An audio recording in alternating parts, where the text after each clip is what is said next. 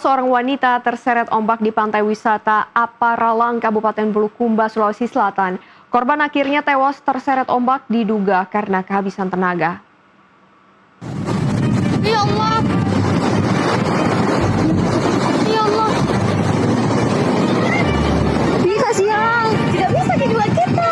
Viral di media sosial, seorang wanita remaja 17 tahun tewas setelah terjatuh dari papan spot foto di wisata tebing Aparaling, Kabupaten Bulukumba, Sulawesi Selatan.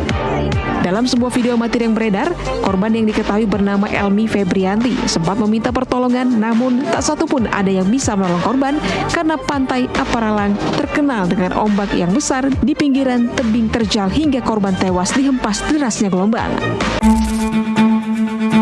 Sebagai jurnalis visual, videografer, atau bahkan masyarakat umum yang memegang smartphone, insting pertama kita ketika melihat sebuah peristiwa besar atau tragedi di depan mata seringkali seragam. Angkat kamera, atur fokus, lalu tekan tombol record. Assalamualaikum warahmatullahi wabarakatuh. Halo semuanya, selamat datang di video pembelajaran mata kuliah jurnalisme visual bersama saya Hayana, dosen dari program studi komunikasi dan penyiaran Islam IAIN Parepare. Menyambung refleksi dari diskusi kita di pertemuan sebelumnya mengenai fungsi jurnalisme sebagai pengumpul fakta dan pencari kebenaran, kita ketahui tugas utama seorang insan komunikasi adalah merekam realitas apa adanya dan menyampaikannya kepada publik secara cepat. Tetapi, lewat kasus di tebing Aparalang Bulukumba yang baru saja terjadi, kita dipaksa untuk merefleksikan kembali batasan dari tugas tersebut. Saat korban sedang bertaruh nyawa di antara amukan ombak, kamera menyala di mana-mana di atas tebing. Namun, tangan yang terulur untuk menolong justru tidak ada, hingga akhirnya korban meninggal dunia karena tenggelam. Apakah mengejar fakta di lapangan mengizinkan kita untuk mengabaikan keselamatan sesama? Apakah demi mendapatkan bukti visual yang valid, kita sah-sah saja membiarkan sebuah tragedi terjadi di depan mata tanpa mengulurkan tangan?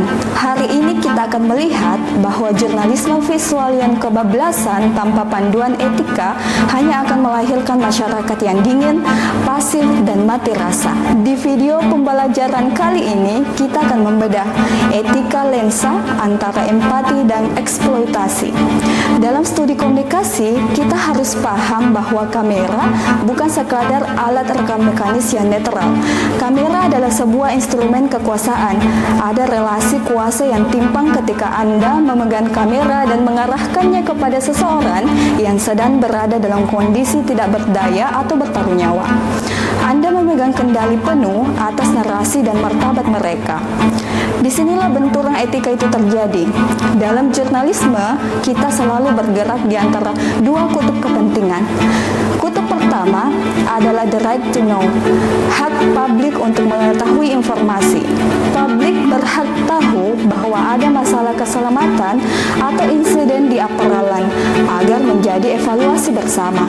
Namun di kutub seberang ada the right to privacy and dignity, hak korban dan keluarga untuk dihormati ruang personalnya dan dijaga martabatnya di saat-saat paling rapuh dalam hidup mereka.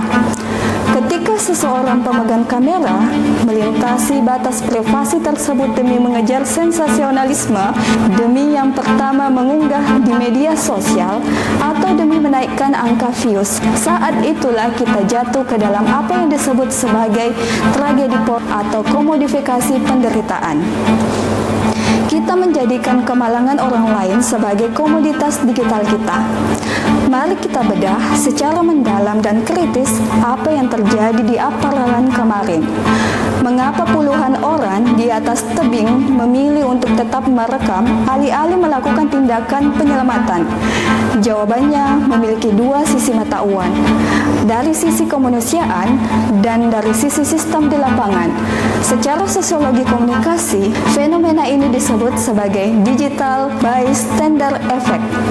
Kamera smartphone berfungsi sebagai perisai psikologis ketika seseorang melihat tragedi melalui layar ponsel.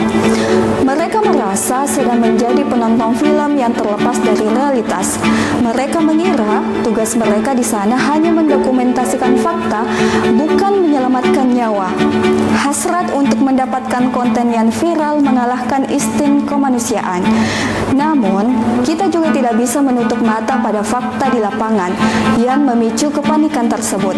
Setelah tragedi ini pecah, pemerintah daerah setempat baru mengeluarkan pernyataan bahwa kawasan wisata Tebun tersebut ternyata ilegal. Di lokasi, apakah sebenarnya tidak tersedia peralatan medis maupun alat keselamatan darurat yang memadai untuk tindakan penyelamatan pertama? Di sinilah jurnalisme visual Anda harus tajam melihat ruang kosong.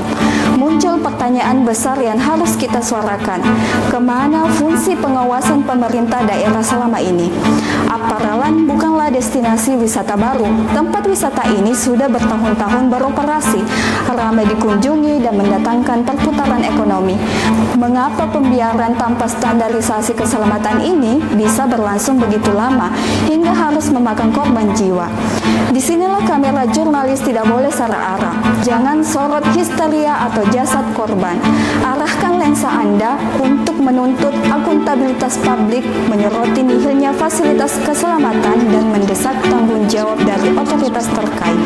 Sebagai mahasiswa komunikasi dan penyiaran Islam dan mahasiswa jurnalistik Islam, Anda adalah calon jurnalis, produser, dan kreator masa depan yang tidak hanya dituntut profesional secara teknis, tapi juga harus memiliki akhlak dan moralitas penyiaran yang kuat. Saya tidak ingin Anda menjadi robot-robot pemegang kamera yang mati rasa. Oleh karena itu, mulai hari ini sebelum Anda mengarahkan lensa Anda ke sebuah tragedi atau ruang publik, terapkan rumus 3 detik. Sebelum menekan tombol record, detik pertama, tanyakan pada fungsi kognitif Anda, apakah visual yang akan saya ambil ini informatif atau cuma sensasional? Jika gambar tersebut tidak memberikan edukasi, konteks ketimpangan sistem atau kebenaran baru bagi publik, turunkan kamera Anda. Detik kedua, tanyakan pada empati Anda. Jika subjek yang sedang bertaruh nyawa di dalam frame ini adalah keluarga saya sendiri, apakah saya akan ridha visual penderitaannya disebarkan ke seluruh dunia? Jika jawabannya tidak, matikan kamera Anda. Detik ketiga, tanyakan pada kesadaran situasi Anda. Apakah kehadiran kamera saya di sini benar-benar penting untuk mendokumentasikan fakta demi kepentingan publik yang lebih besar, atau saya justru harus menurunkan kamera ini sekarang juga untuk membantu? Ingat, jurnalis visual yang profesional tahu kapan harus mengangkat kamera untuk membela kemanusiaan dan tahu kapan harus menurunkan kamera untuk menghormati kemanusiaan. Tragedi di Apparalan telah memberikan kita semua pelajaran yang sangat mahal harganya. Pelajaran tentang rapuhnya sistem pengawasan wisata kita sekaligus rapuhnya empati sosial kita di hadapan sebuah layar gawai. Untuk menutup video pembelajaran hari ini, silahkan tulis analisis kritis Anda di kolom komentar atau di forum akademis kelas kita pada Adlin. Lihat adanya fakta bahwa tempat wisata tersebut ilegal dan minim fasilitas keselamatan. Bagaimana seharusnya jurnalis visual mengemas laporan beritanya agar fokus publik bergeser dari sekedar menonton tragedi menjadi mendesak evaluasi kebijakan pengawasan Pemda. Tuliskan argumen Anda dengan menyertakan pisau analisis etika komunikasi yang kita bahas tadi. Saya tunggu ide-ide hebat dari Anda semua. Terima kasih telah menyimak video pembelajaran ini hingga selesai. Tetap tajam dalam berkarya, tetap kritis dalam berpikir, dan yang paling utama, tetap miliki empati di balik lensa Anda. Saya Hayana, sampai jumpa di video pembelajaran berikutnya. Berawal dari belajar, berakhir dengan amal. Wassalamualaikum warahmatullahi wabarakatuh.